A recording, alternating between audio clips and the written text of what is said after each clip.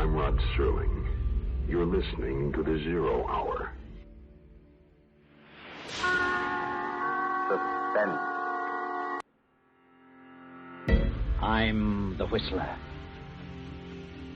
Yours truly, Johnny Dollar. Who is it? The Fat Man. Presents The Man Called X. The Mysterious Traveler. Another journey into the realm of the strange and terrifying. I hope you will enjoy the trip, that it will thrill you a little and chill you a little. So settle back, get a good grip on your nerves. Where are we going? You'll find out when we get there.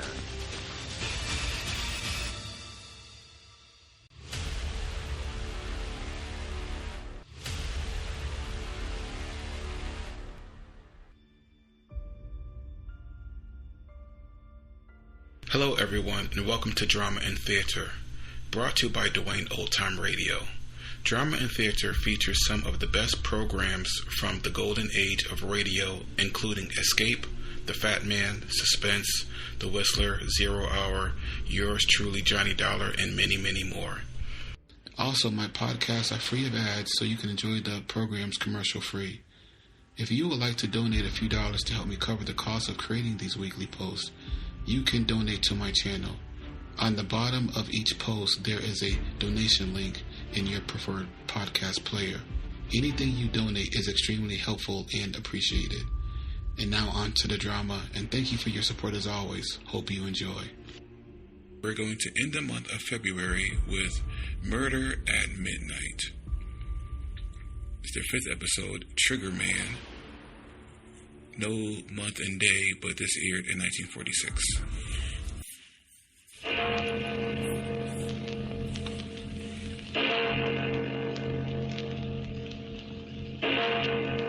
Murder at midnight. So you're dropping a chicken, huh? Hey, guys. Yeah, What do you know? Chicken's turning out to be a rooster all of a sudden. Cock-a-doodle-doo. Cock-a-doodle. In case anybody here is interested, from here on in, the name is just plain Charlie Nix.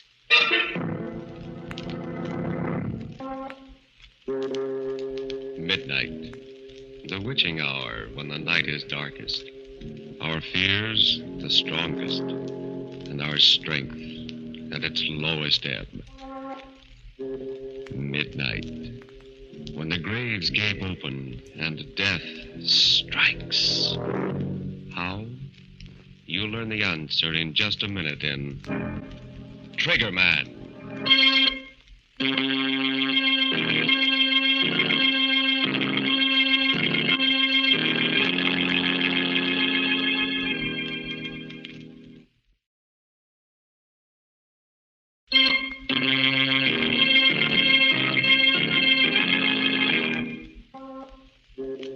And now, Murder at Midnight. Tales of mystery and terror by radio's foremost mystery writers. Our story, written by Max Ehrlich, is different from any of the other tales you have heard in this program. Its mystery is not that of the supernatural, but of the unknown quantities in the human soul. And so, because it has suspense and complete credibility, we give you Trigger Man.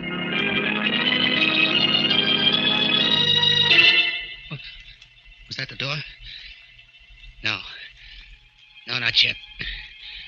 Not that it matters. You can't get very far with a slug in your guts. But I can sit here. And when I come through that door, I'll show him what Chicken Charlie Nix can do with a gun. Sure, maybe it'll be for the last time. But what can I lose now?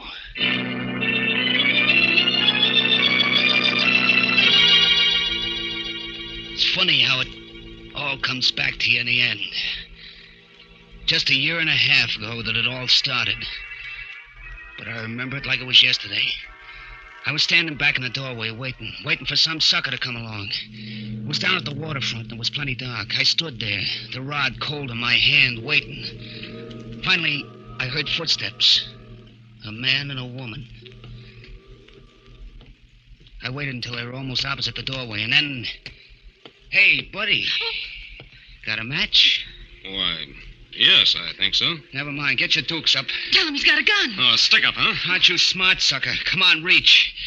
Get those hands up before I let you have it. Yeah. It's better. Okay, lady, let's begin with you. Oh, Tom, Hand over that purse. Better do as he says, Ann. All right, Tom. Thanks, lady. Thanks very much. Okay, buddy, let's have your wallet. I said come across with your wallet. Not tonight, chicken. What do you mean? Hey, wait a minute. How come you know my name? It's my job to know it. And your face, too. The name's Riley. From headquarters. Tom Riley. Plain clothes. Yeah. Keep up those hands. Keep them up or I'll drill you. I know you won't, chicken. Tom. Not for a lot more than I've got in my wallet. Tom, what are you doing? He'll kill you. I don't think he will. Will you, chicken? Keep away from me, Flatfoot. Don't come a step nearer, you hear? Another step and I'll splatter you all over the sidewalk. You haven't got the nerve, chicken. You know it and I know it. Now, drop that gun. Keep away, do you hear? I ain't afraid to shoot. I'll tell you, I'll let you have it. Then what are you waiting for? That was for the gun, chicken, and this is for you. No. Hold me up, no, you yellow belly rat.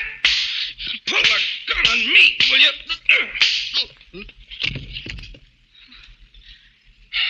Oh, Tom. It's okay, Ann. It's all over. You could have been killed.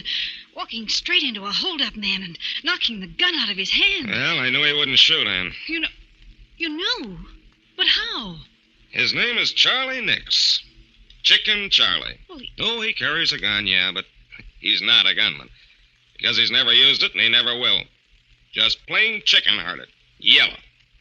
That's why they call him Chicken. Still, you took an awful chance, Tom. There's always the first time.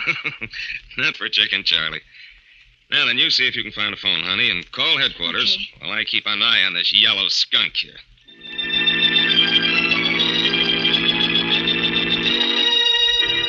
Yeah, that's the way it was. I just didn't have the nerve to put the blast on anyone.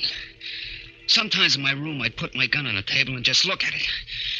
I'd keep thinking, if I only had the nerve, I'd be one of Angelo Dinelli's triggermen instead of his errand boy.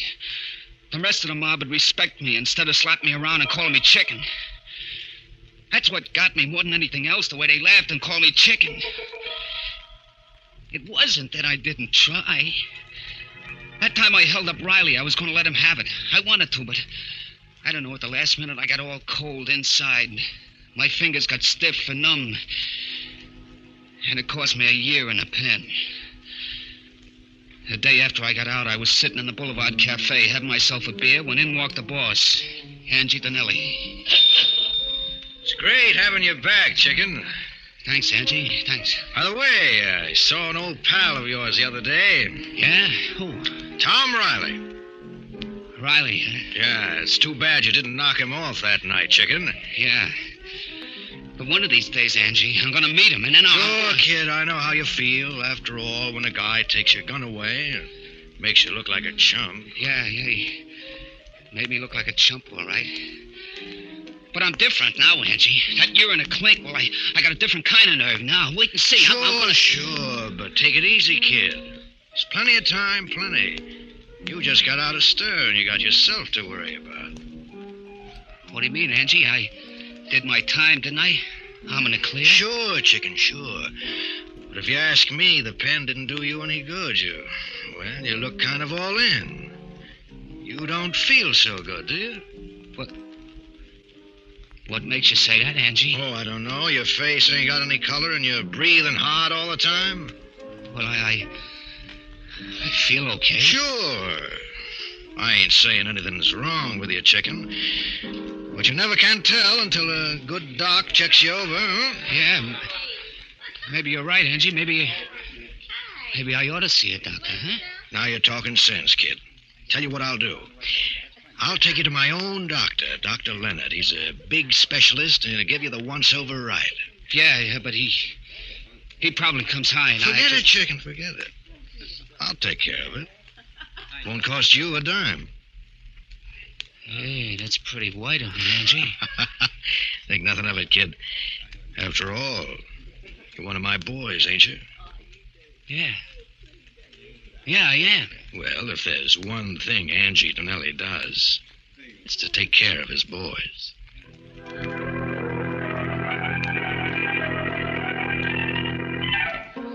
A couple of days later, Angie Donnelly set up an appointment for me with this Dr. Leonard. I went to his office, and he gave me a real checkup from soup to nuts. And when he got through, I didn't like the look on his face. Sit down, Mr. Nix, and let's talk. Doc, what's the matter?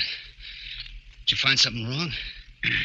Care for a cigarette? Never mind the stolen, Doc. Give it to me straight. Is it good or bad? I'm sorry, but it's bad. You mean my chest? It isn't your chest. It's your heart. My heart? What about it? Now, you've got a severe aneurysm there. A what? What's that mean? Yeah, it means that you've got a serious weakness of the heart muscle wall. Yeah, but how serious? I'm sorry, Mr. Nix, but you haven't got more than 6 months to live. 6 months. Yeah, that's what he said. 6 months to live. For a while I didn't get it. You don't get things like that right away. And then 6 months, and he gave me 6 months to live. Someday I'll be just walking along and maybe sleeping, and then it'll come. It's tough, chicken. Plenty tough. Yeah. Know how you feel. Nobody knows how I feel. Except maybe a guy in a death house. Yeah, that's what it's like. Like knowing when you're going to burn, waiting for it. Take it easy, chicken. Yeah. Have another drink, huh? Yeah, thanks. Thanks, Andy. You're okay. Maybe the doc was wrong. There's always a chance. No, Angie. He checked me twice just to make sure. There ain't a thing I can do, not a thing, except wait for it. Just sit around and wait to croak. Listen, kid. You've got 6 months to live. Okay. You know what I'd do if I had 6 months to live? What? What would you do? I'd live. Huh? Yeah, I'd spend all my time living. Champagne, dames, I'd have them all. I'd do all the things I ever wanted to do, but didn't have the nerve to do before. You see what I mean, kid? I'd live a lifetime in 6 months. Sure, but that takes dough. You can get the dough? How? From me. Huh? Look, chicken. You always wanted to be a trigger man, didn't you? Yeah. Well, I'm hiring you right here and now. At $500 a week. 500? But, Angie, you know I ain't got the nerve. Sure you have, but it's different now. You don't have to be afraid of a thing. Not a thing. Well, you can go around blasting guys like clay pigeons if you want to. But suppose the cops nail me. What do you care? Suppose they send you to the death house. You got nothing to lose anyway, have you? Your heart's bad, ain't it?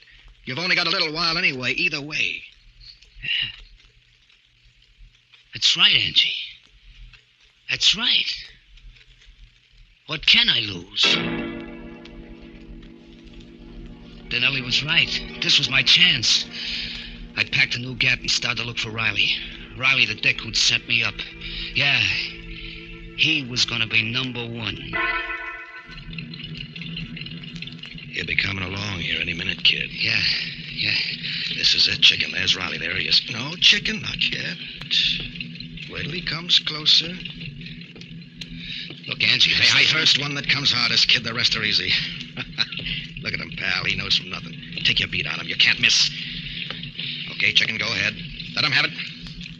Go ahead. Blast him. You did it. Yeah, I guess I did. Flat on the sidewalk, colder than yesterday's hash. You did it, Charlie. Angie, You just called me Charlie. Sure, kid, why not? You're not chicken anymore. Now, maybe we better get out of here.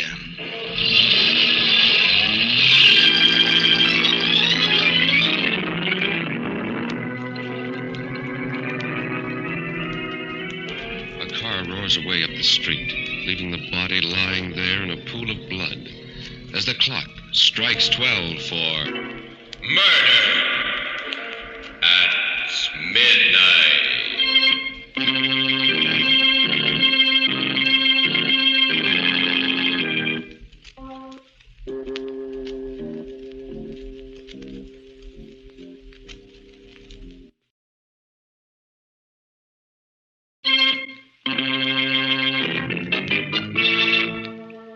And now, back to Murder at Midnight, to the story of Trigger Man. Where are they anyway? Getting kind of anxious to see them. Even with a slug in my gut, I'll be able to give them quite a reception. Funny how a guy can change. How different it's all been since I put the blast on Riley. That was my first and the toughest one. After that, it was easy. There were plenty of guys in Angie Donnelly's way, and I aimed to please. Whenever I watched one of them fold up with that funny expression on his face, why, it kind of helped. It helped me to forget how it was with me.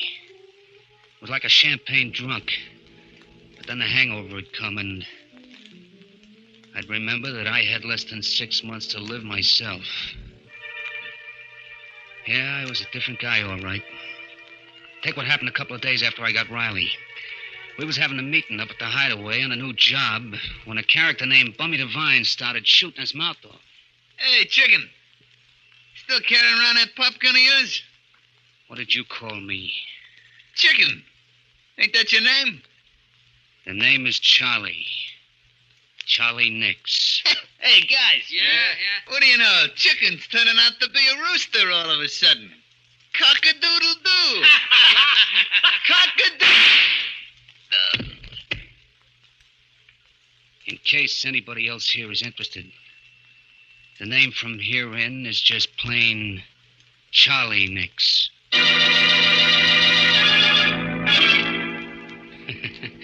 They didn't laugh after that. No one did again, ever. I was it. I took chances where no other trigger man would. Why not? What'd I have to lose? In a few months, I'd be through anyway. There was a difference. Meanwhile, I lived. I painted the town red, bought myself tailored suits, hit the clubs every night, the gambling joints. And the dames, why, I had to fight them off. You can do a lot with $500 a week. Sure, I was hot, plenty hot. The cops couldn't figure out at the beginning who was doing all the fancy gun work, but they were getting warm, and they were getting close. I had to watch myself. And then one night, we were knocking off a fur warehouse. I was in the lookout car out front when suddenly... Hey, Charlie, a prowl car. Yeah, come on, Mike. Let's get out of here.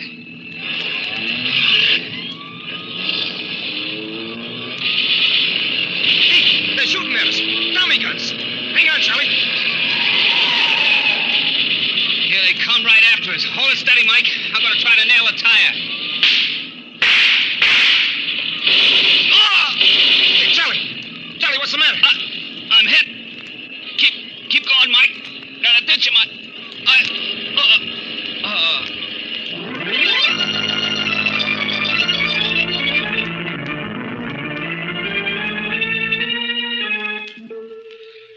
When I opened my eyes, there was a smell of chloroform, and the doctor was just putting away some instruments. Mike was there, too, with a gat in his hand, making sure that the doc would cooperate. Hello, Charlie. How do you feel?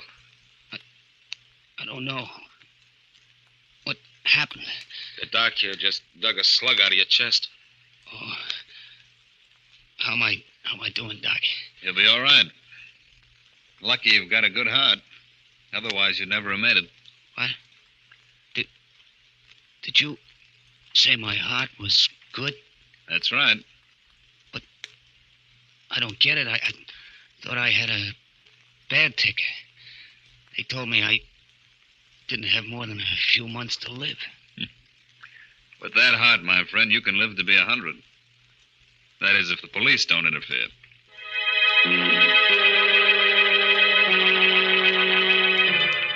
I spent 3 weeks laid up after that, in bed. And every day the boss would send me flowers, comic books, and all kinds of stuff. A real thoughtful guy, Angie. But I was thoughtful, too. There were some things I had to add up for myself. I had to find out whether I was living on borrowed time or not. As soon as I could walk, I made a beeline for Angie Donnelly's specialist, Doc Leonard. But I found out right away that Doc Leonard didn't live there anymore. A dentist was in the office instead. Then I looked up the superintendent. Yes, I'm in charge here. What can I do for you? If it's about It isn't. I'm looking for Dr. Leonard. Dr. Leonard? Oh, the one that was in the dentist's office before. That's right. You know where he went? No, he didn't leave any forwarding address. It's a funny thing about him. Yeah? Why? Why, he paid us a month's rent in advance and moved in, equipment and everything. But he only stayed 2 days. Moved out at night. No notice, nothing. Just came and went. I see. Never could figure it out. That's the way it was. Sorry, I couldn't be of more help, mister. That's okay. You've told me enough. All I want to know. So that was it. I had the answer. I went home, took my old gun out of the drawer, slipped it into my shoulder holster. It felt good there, just like old times. I was just putting on my hat and coat when the phone rang. Hello. Hello, Charlie. How do you feel? Fine, Angie, fine. Funny thing you calling up just now. Yeah, why? I was just thinking of you. Where are you now? I'm over at my apartment. Listen, kid, do you feel well enough to do a little job for me tonight? I feel fine, fine. Well, that's swell. Drop over to my place right away. Okay, I'll be right over. And, Angie. Yeah? Thanks for everything. The flowers and stuff. Forget it, kid. What's a pal for, anyway? Funny how a guy acts sometimes. I remember in the cab on the way over, I was like ice, cold inside and out. I should have been excited, but I wasn't. I came up to Angie's apartment and knocked on the door. Yeah, who is it? Me, Charlie. Oh, okay. Come on in, Charlie. Yeah, thanks. Well, you're up and around, huh, kid? That's great, great. Yep, not that it makes much difference. You see, Angie, my 6 months is supposed to be up tomorrow. Is that right? Yeah, that's right. You know something, Angie? I feel fine. And yet, I'm supposed to croak. Well, it's just like I said, kid. Maybe Doc Leonard was wrong. Yeah, that's what I thought. Maybe he was wrong, made a mistake. Sure. So, this afternoon, I went up to see him. You did, huh? Yeah. And you know what, Angie? He doesn't live there anymore. No. In fact, he only set up practice there a couple of days. Kind of set me to wondering. Uh-huh. Wondering, what? Whether this Doc Leonard wasn't a doctor after all, but just a phony. I don't get it. Why should he be? Suppose you tell me, Angie. I don't know what you mean. Oh? And suppose I tell you, Angie. This Doc Leonard was your boy. Between you framed me with this bad heart gag. You needed a gunster who could take chances, and I was your pigeon. Wait a minute, Charlie. It was easy, wasn't it, Donnelly? Talking a chump like me into it. When I thought I only had 6 months to go. You knew I wouldn't be afraid anymore. Sure. What could I lose? And so you got me to do your dirty work for you while you were somewhere else with an airtight alibi. And when the heat was turned on, you knew it'd be on me. You're wrong, kid. You see, you were supposed to live 6 months. And that's all you're going to live. Don't do any reaching, Angie. Don't!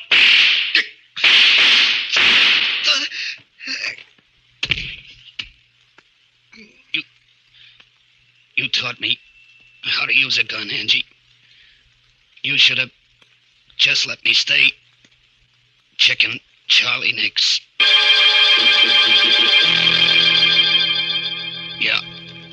Yeah, he got me in the belly with his first one.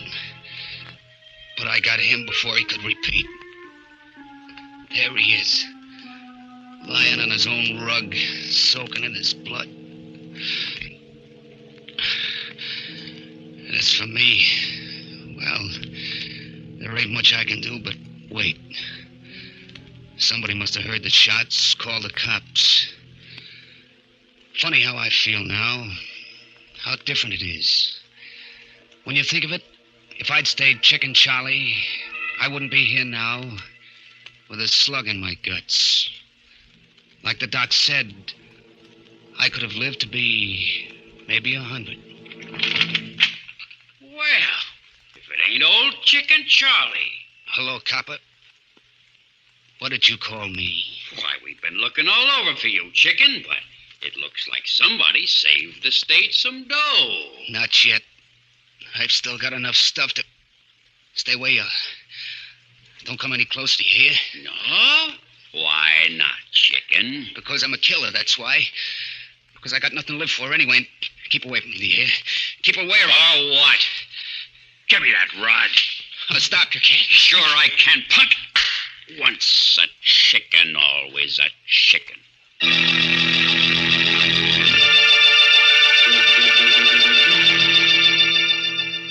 His eyes wide and incredulous, the hunched figure slips from the deep armchair, falls to the floor, next to the body of the man he killed.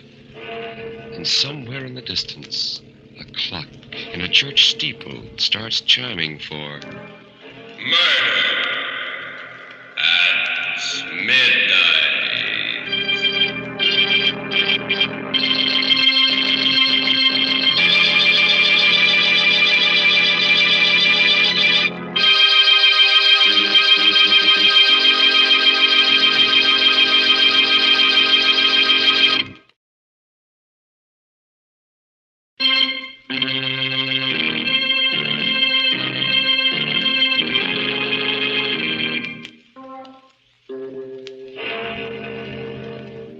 Remember to be with us again when death is our unseen guest, and the clocks strike 12 for... Murder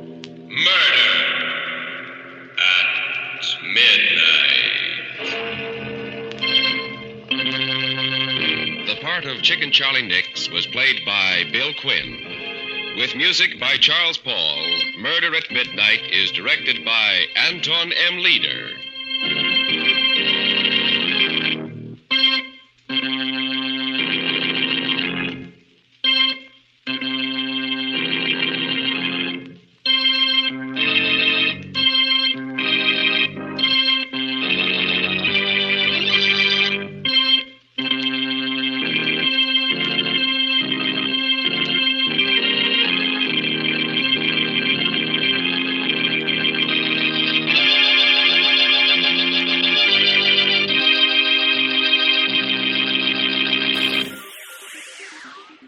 Thank you for listening to and showing your support for my podcast. If you would like to receive notifications of when new episodes are posted, please subscribe to my channel.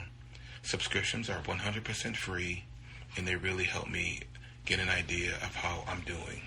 Well, hope you enjoyed, and until next time, stay safe, wish you well, and as always, peace.